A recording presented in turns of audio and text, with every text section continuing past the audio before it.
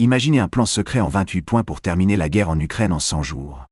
Selon des fuites du Washington Post, d'Axios et de Reuters, ce plan impose un cessez-le-feu immédiat.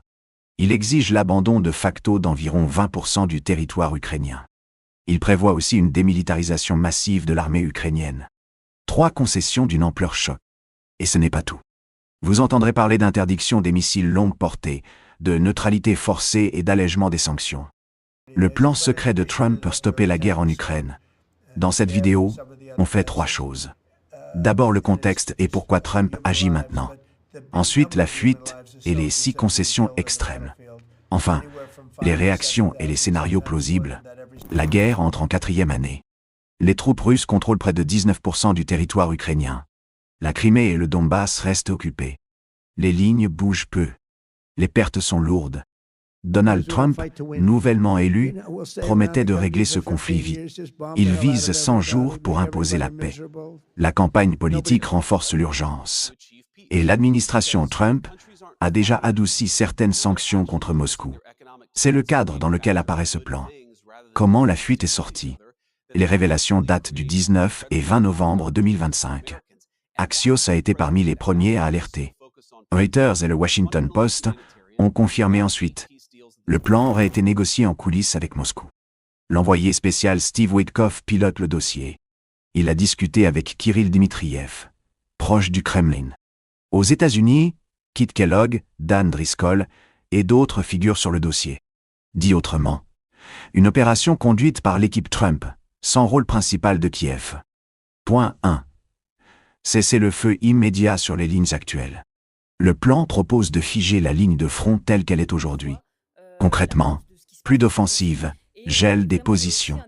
C'est un soulagement immédiat pour les civils. Mais c'est aussi une victoire stratégique pour Moscou. La Russie gagne du temps pour consolider ses gains. Comparaison rapide. Poutine demande que l'Ukraine renonce à l'OTAN et accepte le statu quo. Réaction. Kiev apprécie l'arrêt des combats, mais reste méfiante. L'Europe dit que le gel doit s'accompagner de garanties. Mais le point suivant est encore pire. Point 2. Reconnaissance de facto des territoires occupés. Le plan exige d'accepter le contrôle russe de régions de l'Est. Cela concerne environ 20% du territoire ukrainien. Idée. La ligne de front devient quasi-frontière. Le texte parle même d'un loyer versé à Kiev pour l'occupation. Comparaison. C'est exactement ce que Moscou demande depuis 2022. Réaction. Colère et incrédulité à Kiev. Des responsables européens parlent d'une capitulation inacceptable. Zelensky et ses conseillers rejettent l'idée. Point 3. Réduction massive de l'armée ukrainienne. Le plan propose de diminuer fortement les effectifs ukrainiens. Des sources évoquent une armée réduite d'environ moitié. L'objectif. Empêcher toute capacité offensive. Comparaison. Moscou réclame la démilitarisation depuis toujours. Réaction. Kiev considère cela comme une perte de sécurité vitale. L'Europe craint qu'une Ukraine affaiblie soit vulnérable. Attention. Le point suivant touche aux moyens de frappe. Point 4. Interdiction des missiles à plus de 300 km. Le plan interdit à l'Ukraine les missiles longue portée. Concrètement, limitation des systèmes, comme les ATACMS. C'est une coupure de la capacité stratégique ukrainienne. Comparaison. Poutine n'a pas toujours parlé de ce seuil mais il craint ces frappes. Réaction. Indignation à Kiev. En Europe, beaucoup jugent cette limite inacceptable. Le 5e point va encore plus loin. Point 5. Neutralité forcée, pas d'OTAN. Le plan oblige l'Ukraine à renoncer à l'adhésion à l'OTAN. Il impose une neutralité écrite et contraignante. En échange, Washington offrirait des garanties limitées. Comparaison. C'est la demande historique de Moscou. Réaction. L'Ukraine refuse de quitter le bloc occidental. Berlin, Londres et Paris exigent d'être consultés. La sécurité européenne est en jeu. Point 6. Levée partielle des sanctions contre la Russie. Le plan prévoit d'alléger certaines sanctions économiques. C'est l'incitation économique pour Moscou d'accepter le deal. Comparaison. Poutine réclame la fin des sanctions depuis le début. Réaction. Des faucons à Washington protestent déjà. L'Europe redoute de perdre un outil de pression majeur. Réactions en direct. Mikhailo Podolyak, conseiller proche de Zelensky, parle de capitulation. Zelensky est coincé politiquement et moralement. À Paris, on dit que la paix ne peut pas être une capitulation. À Varsovie et à Berlin, on demande à être impliqué. Londres rappelle que la Russie doit se retirer pour une paix réelle. Le Kremlin officieusement se réjouit. Officiellement, Moscou temporise et dit n'avoir rien à annoncer.